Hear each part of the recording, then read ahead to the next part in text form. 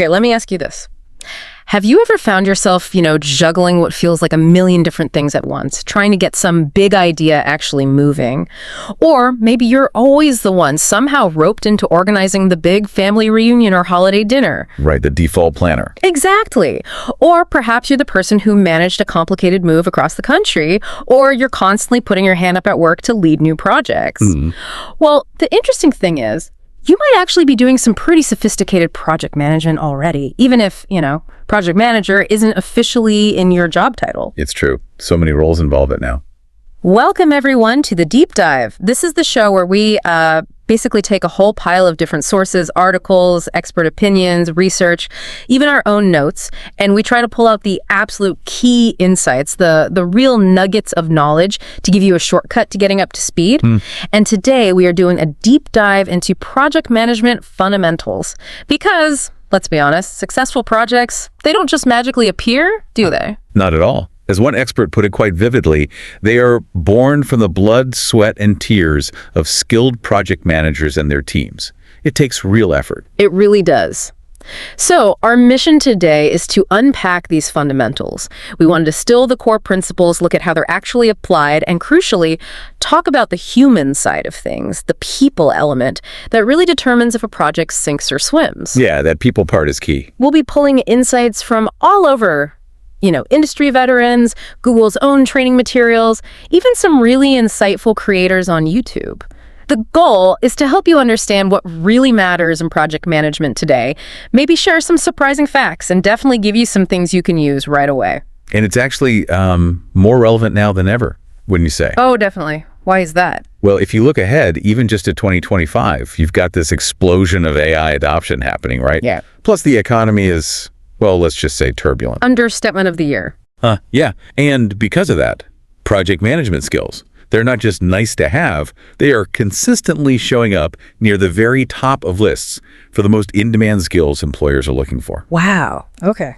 So this deep dive isn't just about textbook definitions. It's really about helping you figure out, okay, what's the right level of project management for me to learn, to actually use, and maybe even to champion where I work right now. Right. Finding that sweet spot. Okay. That sets a really clear focus. So let's tackle that big fundamental question first. What is project management? How do we boil it down? Okay, so at its core, the sort of formal definition is something like the application of knowledge, skills, tools, and techniques to meet project requirements and achieve the desired outcome. Right. Sounds a bit textbooky. It does, a little. But if you boil it right down, it's essentially the process of planning, organizing, and managing resources to accomplish a specific goal. Simple as that, really. Taking an idea and making it happen systematically. Making it happen. I like that.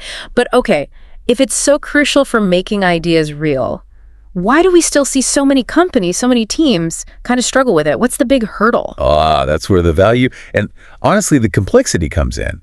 It matters because, well, it helps organizations actually hit their targets. It ensures projects get done, ideally on time, hopefully within budget, and meeting the quality standards everyone expects. Right, the trifecta. Exactly.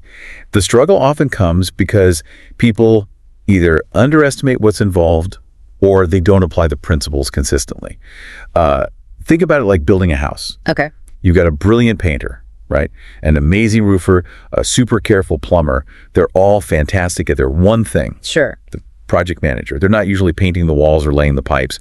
Their job is to make sure the plumber comes before the drywall goes up, that the painter knows which rooms are a priority, that everyone's talking to each other.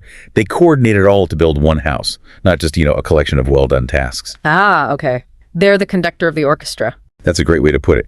They bring, as one source said, order to a world full of chaos. They help teams, whole companies sometimes, just be more efficient and actually generate value instead of spinning their wheels. Think of another analogy someone used was a sandwich shop. You need the bread baker, the meat supplier, the veggie guy, the cheese person. The project manager is the one making sure all those vendors and distributors are lined up, deliveries are on time, so the shop runs like a well-oiled machine and can actually make and sell sandwiches. Got it. Bringing order, coordinating the pieces, that clarifies the why perfectly. So if that's the goal, bringing order, where do things usually go wrong first? Is there a standard path projects are supposed to follow? There absolutely is. And understanding this path or life cycle is key to anticipating problems.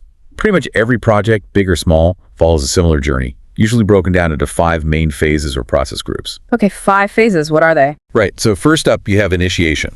This is phase 1. It's all about defining the project at a high level, taking that initial spark of an idea and turning it into something concrete, something stakeholders can actually understand and agree on. So getting it off the ground. Exactly. And it usually starts with a really important document. Sometimes it's called a project initiation document, or PID. Often it's called a project charter. Think of this as the project's birth certificate, almost. Okay. It's like a tender document, as one source put it. It formally authorizes the project. It lays out the business case, like, why are we doing this? The high-level scope, the main deliverables, the objectives, a rough budget, known constraints, the main goals, and an initial timeline. Sounds pretty comprehensive. It needs to be. The charter is basically the contract between the project sponsor, the person funding or championing it, and the project management. It also crucially establishes the project manager's authority to actually lead the project and use resources. Ah, okay. So it gives them the green light. Precisely. And a key distinction here. The charter authorizes the project. It happens before the real detailed planning starts. The project plan, which comes next, tells the team how they're going to execute it. That's done after the project gets the official go-ahead via the charter. Okay, charter first, then plan. Got it. Where does initiation often trip up then? Biggest pitfall. Oh. Probably rushing it. Or not getting real, genuine buy-in from all the key stakeholders right at the start. If people aren't aligned on the what's and why from day one, you're building on shaky ground. Misaligned expectations are almost guaranteed later. Makes sense. So after initiation. After initiation comes planning, phase 2. And this is a big one. This is where you really flesh out your project plan and infrastructure. You build a detailed roadmap. The goal here is to make sure the whole team understands the vision and exactly how you intend to get there. So the detailed how. The detailed how, exactly. You develop all those crucial project control elements. Things like a detailed budget, setting really specific goals. You often hear about SMART goals, right? Specific, measurable, achievable, relevant, time-bound. Yep, heard of those. Or sometimes clear goals. Collaborative, limited, emotional, appreciable, refinable. Different frameworks, same idea. Make goals concrete. You also create a communication plan. Who needs to know what, when, how? You detail all the deliverables. You build out schedules, maybe using Gantt charts or timelines. You do thorough risk analysis, what could go wrong. And you develop the work breakdown structure, the WBS. WBS, what's that? Work breakdown structure is basically just breaking down the entire project into smaller, more manageable chunks or tasks. You start with the main goal, then break it into major deliverables, then sub-deliverables, then individual tasks. It makes a huge, complex project feel less overwhelming and helps assign work. Okay, visual hierarchy of tasks. Exactly.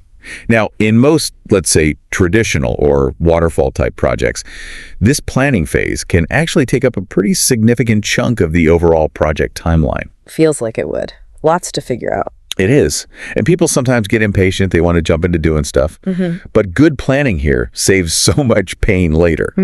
One tool sometimes used in planning is the critical path method, or CPM. Okay. That helps you figure out the longest sequence of tasks that have to be done in order, which determines the shortest possible time the project can realistically take. It helps you see dependencies. Task B can't start until task A is done, often visualized with network diagrams. It's a powerful planning tool. Right, focusing on what really drives the schedule. Precisely. Strategic insight here. Don't skimp on planning. It feels slow up front, but it almost always saves time, money, and headaches during the next phase. Which is? Execution. Phase 3. This is where the rubber meets the road. It's where your project team will do the actual work and spend most of your budget. All that planning. Now you put it into action. Getting things done. Getting things done. The main focus is producing those deliverables you defined. The project manager's role here shifts a bit. Now it's about managing the team day to day, coordinating tasks, hitting milestones, solving problems as they pop up, and keeping communication flowing smoothly. You're orchestrating the work. Like the conductor again. Exactly. Leading the performance and flowing right alongside execution, really starting during it and continuing, is phase 4. Monitoring and controlling. Okay, so they happen together. Often, yes.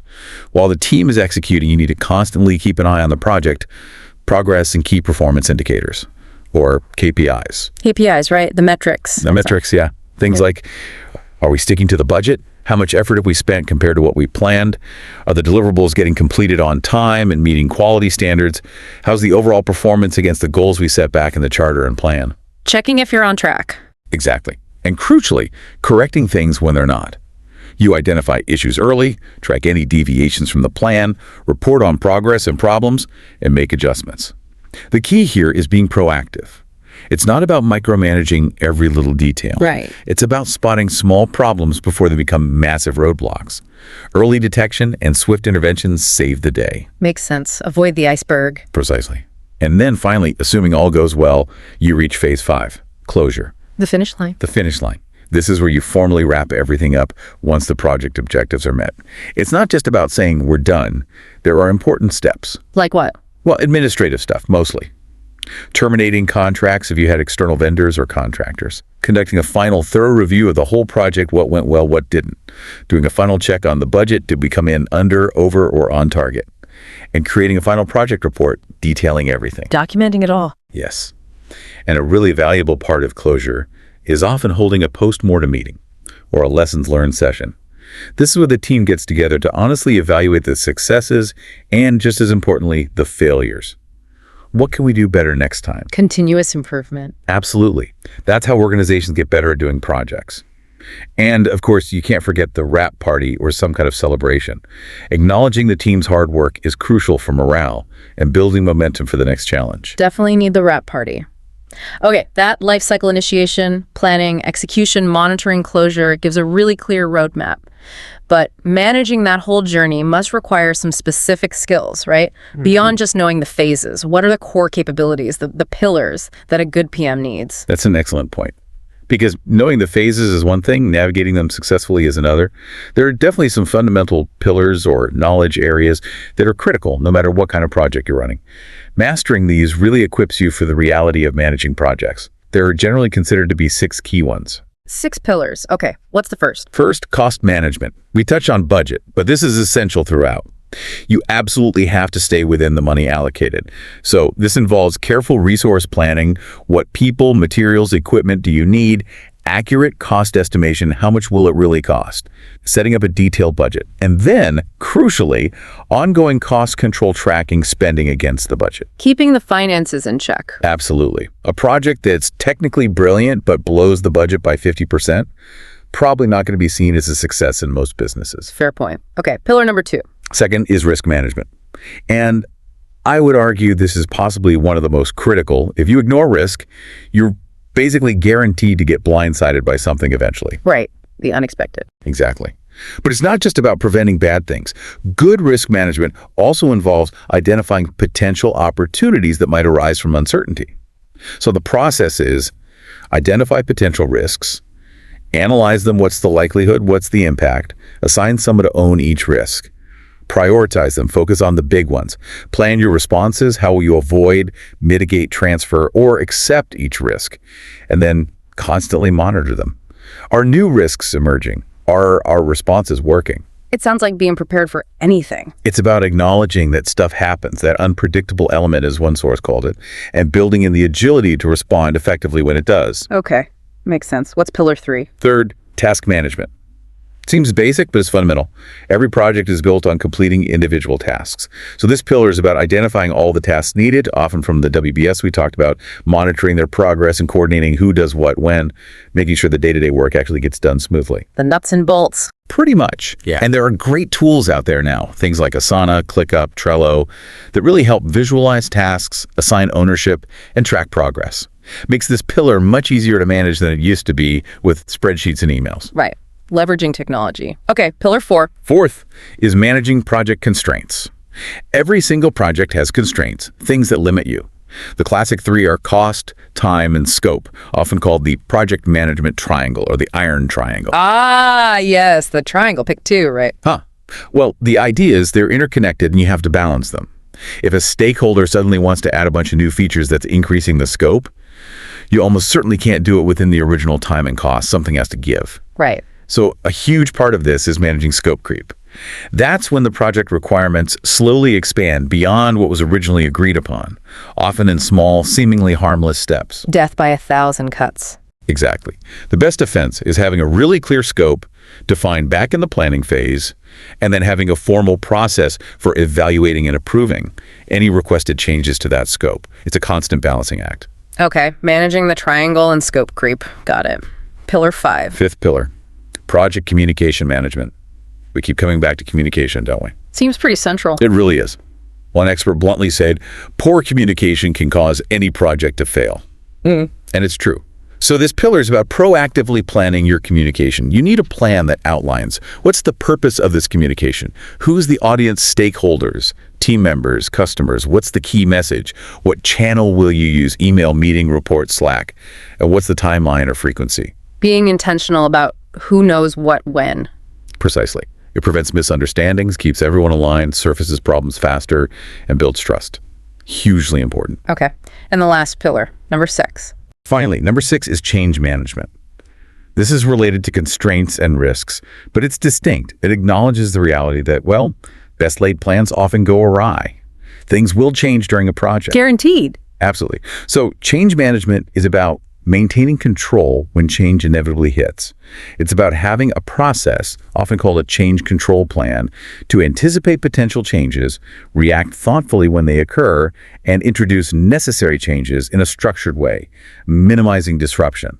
It's about making sure changes don't derail the entire project. So managing the unexpected twists and turns. Exactly. Building in that adaptability, that change agility, so the team can pivot when needed without falling apart. Okay, those 6 pillars, cost, risk, task, constraints, communication, change, definitely sound like the bedrock of managing a project effectively. They seem very technical and organizational, though.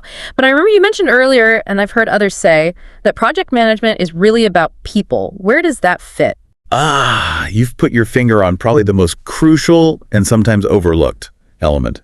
Yes, the frameworks, the processes, the tools, they're all important. But one expert specifically calls out people as a vital P in the fundamentals, focusing right on the project team. Right. And another expert made a really powerful point about the rise of AI. They said, and I think this is spot on, AI cannot lead people. It doesn't have intuition. It doesn't build trust. It can't build a relationship with a team member who's really struggling. It can't inspire a team. Wow. Yeah, that's powerful. It really is. Project management, when you strip it all back, is at its core deeply human. It's about leadership, motivation, collaboration, conflict resolution, and hiring managers. They're absolutely looking for those interpersonal skills, those leadership qualities, not just technical PM knowledge. The best plan in the world means nothing without a team that's motivated and able to execute it. So does that mean the fears about AI taking over project management jobs are overblown then? Is it more like AI is a tool, not a replacement? I think that's exactly the right way to look at it. AI can definitely help, no question. It can be fantastic for those process-heavy tasks. Like what, for example? Things like generating initial drafts of Gantt charts, tracking risks once they're identified, summarizing lengthy status updates, maybe analyzing budget data. It can automate repetitive stuff and crunch numbers really well. Okay, the grunt work. Okay. Some of it, yes. But here's the danger. Outsourcing core human judgment calls entirely to AI. Take risk management again. An AI might flag a potential technical risk based on historical data. Fine. But relying on it to identify all risks, that's dangerous, as one expert warned. Why dangerous? Because AI doesn't understand nuance. It can't sense the tension in a stakeholder meeting. It doesn't pick up on the subtle signs that a key team member is burning out or feeling resentful about a decision. It can't gauge the political landscape within the company. And crucially, if you just let AI identify risks and propose solutions, you lose that vital stakeholder buy-in. Right. The human discussion part. Exactly. The process of people getting together, discussing potential risks, understanding the implications, collectively owning the mitigation plan that builds commitment and shared understanding. AI can support that process, maybe by surfacing potential risks based on data, but it absolutely cannot replace the human conversation and agreement. It's a tool to enhance, not bypass, human interaction and judgment. That's a really important distinction. Use it. Don't abdicate responsibility to it. I couldn't have said it better myself. And of course, beyond AI, project managers use lots of other tools and approaches. We mentioned some methodologies briefly. You've got agile approaches like Kanban, which is great for visualizing workflow, or Scrum, which works in short iterative cycles. Then there's the more traditional waterfall method, which is very sequential. Each fits different types of projects. Right. Different tools for different jobs. Exactly. And software helps manage these tools like Jira are huge in the agile world. Trello is popular for simpler task management. MS Project is a classic for more traditional planning. But again, the key thing, as Google's program emphasizes, is that learning PM isn't just about the tools or methods. It actively helps you develop those crucial soft skills: communication, negotiation, leadership, problem solving, skills you probably already use but can really sharpen. Okay, so there's this whole landscape of phases, pillars, tools, methodology, soft skills. It sounds incredibly valuable, but I can also see how some of the training materials out there might feel, as one source put it, dense or maybe even indigestible. Yeah, some of it can be very academic. So for someone listening, maybe they're managing projects informally, maybe they want to get more serious about it. What's the right level of PM knowledge to aim for? And does everyone need to go get a formal certification like the PMP? Is that the gold standard? The PMP question. Yeah. That comes up a lot, and it's a nuanced discussion. So yes, the PMP Project Management Professional Certification from PMI, it's recognized globally. It's a well-known standard. Right. And studies and anecdotal evidence suggest it can provide a signal to employers, sometimes even leading to a pay bump, maybe around 10% in some cases. It shows a certain level of commitment and knowledge. Okay, so it has value? It can, absolutely. Yeah. But it is definitely not the only path.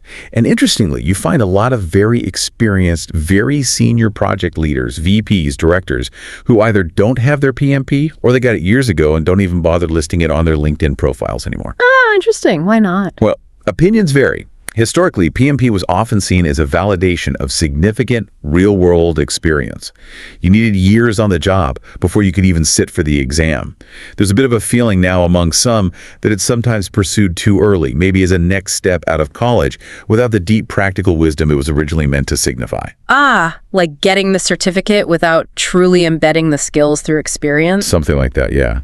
And the guide it's based on, the PMBOK Guide Project Management Body of Knowledge, it's incredibly comprehensive, almost encyclopedic. But seasoned PMs will tell you it's best viewed as a toolbox. You don't use every single tool on every single job. You pick and choose the processes and techniques that make sense for your specific project, your team, your organization. You don't follow it rigidly like a Bible. Right, adapt it to the situation. Exactly. Adaptability is key. There's that great Richard Branson quote someone mentioned. Well, if you don't let them get trained, then they might leave. But what if they don't get trained and they stay? Huh. Yeah, that's a good one. Scary thought for a business. It is, and it applies here. The question isn't if you should learn about project management, but how and what is most relevant and useful for you right now. Blindly chasing a certification might not be the best use of time if you lack the foundational practice.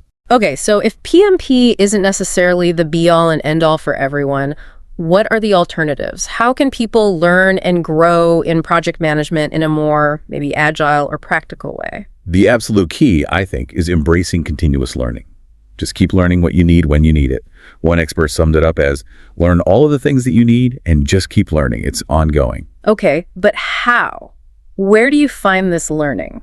It can come from lots of places. Surprisingly, maybe, some people find value in short-form video. Huh. Yeah, even TikTok.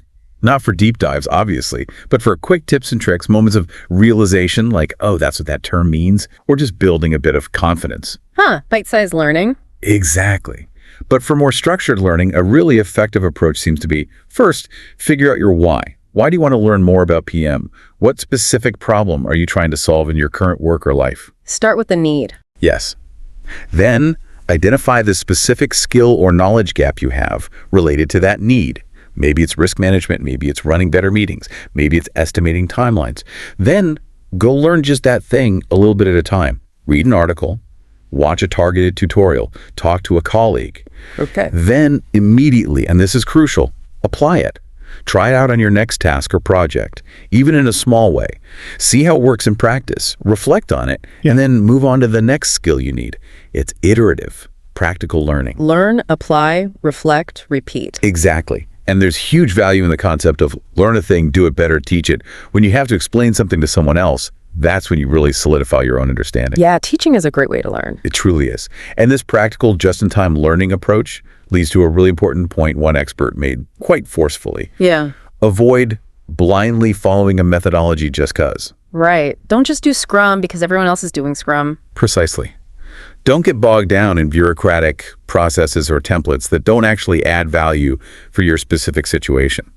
Understand what works in your location, meaning your team, your company culture, your project type. Focus on simplicity. Focus on communication. Focus on getting the win, delivering value, not just ticking boxes on a methodology checklist. Practicality over dogma. Absolutely. Adaptability and focusing on outcomes will serve you far better than rigid adherence to any single framework. Okay, this has been incredibly insightful. Let's try and recap the main takeaways from this deep dive. What have we really distilled here? Well, I think the first thing is that these project management fundamentals, they aren't just for people with project manager in their title. They're crucial skills for almost any role today, whether you're handling daily tasks or leading huge initiatives. Right, universally applicable, really. Yeah, and understanding that typical 5-phase life cycle initiation, planning, execution, monitoring, and closure gives you a really solid mental map for how projects generally unfold. The roadmap. Then you've got those 6 core pillars: cost, risk, task management, handling constraints like the triangle, communication, and change management. Mastering those gives you the core competencies to actually navigate that roadmap successfully. The toolkit for the journey. Exactly. And we really hit on the fact that while tools, methodologies, even AI are helpful supports, Right. the human element is absolutely paramount. AI can help with process, sure, but it can't replicate the leadership, the trust building, the intuition, the inspiration that comes from skilled human project managers and engaged teams. That human core seems non-negotiable. Totally. And finally, learning PM is a journey, not a destination. Finding your right level, your right path, whether that includes a formal certification like PMP down the line or focuses more on continuous practical, targeted learning, that's the key. Adaptability and application trump rigid rules every time. A really comprehensive overview. So as we wrap up, what's a final thought for our listeners to take away and maybe mull over? Okay, here's something to think about. Consider the very next project in your life. And it could be anything: a big presentation at work, planning vacation, learning a new skill, even just tackling that messy garage cleanup you've been putting off. Okay. Could be big or small. Exactly. Now think about how applying just one fundamental we talked about today might change how you approach it, or even its outcome. What if you spent just 10 minutes truly defining your why? The real objective, like in the initiation phase, or identified one key stakeholder, maybe your spouse, for the garage project and proactively communicated. Right. Or maybe anticipated one potential scope creep, like deciding not to also repaint the garage while cleaning it. Right, applying just one principle. Yeah. How might that single conscious application change the trajectory? What specific nugget of knowledge from everything we discussed today resonates most with you right now? Which one will you consciously try to apply first, even in a small way, to make whatever you're tackling next just that little bit more successful? That's the challenge to take away.